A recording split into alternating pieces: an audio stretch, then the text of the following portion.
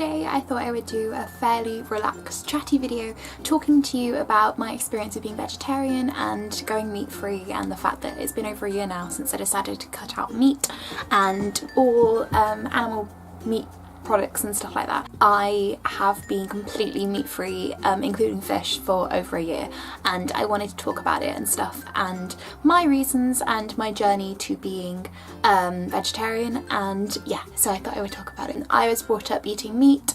I never questioned it as a child, really. I was never unaware of what I was eating. My parents always brought me up to tell me that this comes from a cow, or this comes from pigs, or this comes from, you know, etc. And I was never unaware of that, and I knew what I was eating, and like, I do think some people are brought up, you know, to be quite naive to that fact of what it is they're eating, but I always ate that way because my family have always eaten meat, and I kind of saw that as the norm, and the majority of people at school always ate meat. I wanted to be pescatarian around January of 2016, I think, but my mum was worried about that, and she said she'd rather I didn't at that point, for health reasons and stuff like that, and so I then continued to kind of be a little bit more aware of it and what it was I was eating, and I looked a lot more into the environmental side of the meat industry and agriculture and things like that, and also the ethics and the ethical side of it, and opened my eyes a lot more, because I often got told that animals are killed humanely and stuff like this, and you know, I kind of brushed it aside and was just like, it's fine, you know, it's a lot better, there's no factory farming anymore, etc. But clearly animal cruelty and the animal agriculture and stuff is still disgusting and is still a thing, and I didn't want to support that anymore. One of the reasons I didn't initially go vegetarian was because I thought I couldn't do it and thought I needed a lot of willpower and didn't see myself being able to do that. But it was way easier than I ever anticipated it would be, and there's so many meat substitutes, and I think once you adopt this new mindset of that is an animal that I'm putting in my mouth, that is animal flesh that is dead and killed for my enjoyment, and that is an animal that is going through cruelty, and the actual ethics of that, I could never eat it again, and I was like, I'm never eating animals again. Thought I was going to find it really tricky, but I really didn't. I didn't crave meat at all. The one thing I kind of missed for a while was fish, but all in all, now I don't crave either of them at all, and I think I just see it kind of grosses me out a little bit. Like when I see meat and things like that, I'm just like, that's an animal. But yes, a lot of people always say, where are you getting your protein from? Or it's really unhealthy not to eat meat, blah blah blah. I also don't eat gelatin, by the way, or anything like that either. And I also don't eat any cheese that contains meat and things, such as some Stilton or Parmesan or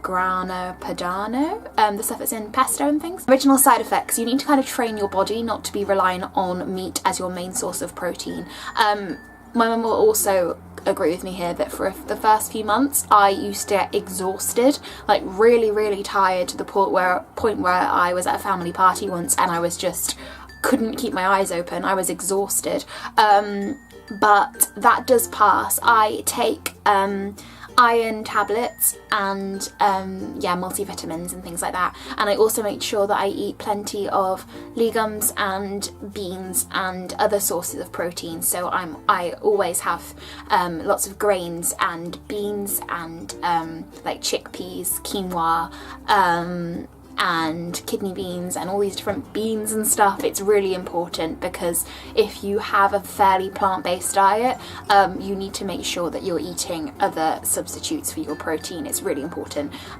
because that is how your blood stays healthy. In terms of my favourite meat substitutes, I think you need to kind of recognise that I was quite surprised just how easy it is, because particularly restaurants, they cater for vegetarians and vegans a lot more than they used to. It's very, very rare now that I'll go in somewhere and there's only one option, like stuffed peppers or something on the menu. Now there is a few different options. My favourites are probably Nando's have a very good vegetarian selection, and it's really, really nice. They do the beanie burger, which I used to have the beanie pitta, and it's really good.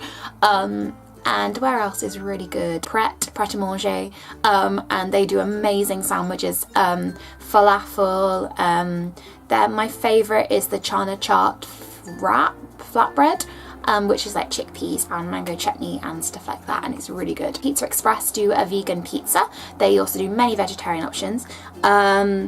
And in terms of brands, most supermarkets do their own range of frozen stuff, like vegetarian bakes, vegetarian different options like burgers. My favourite ones from Sainsbury's are the sweet potato, quinoa and lentil burgers. They're really good. And obviously corn is really good, particularly the corn chicken is just amazing. It tastes so good. Cauldron, like falafel, is really nice as well. I love falafel, it's so good. I've even got my family into falafel. So yes, where I am today, I haven't eaten meat since like the 23rd of April 2016, I think was the last time I ate chicken. And from then on, I just never went back. So there we go. Yeah, so I thought I'd share that with you today. Any questions you may have, feel free to leave them down below. Any advice on how to go vegetarian or vegan or whatever. I can't talk in terms of experience from a vegan, but I have friends that are vegan. Thank you for watching, and I shall see you again soon. Bye!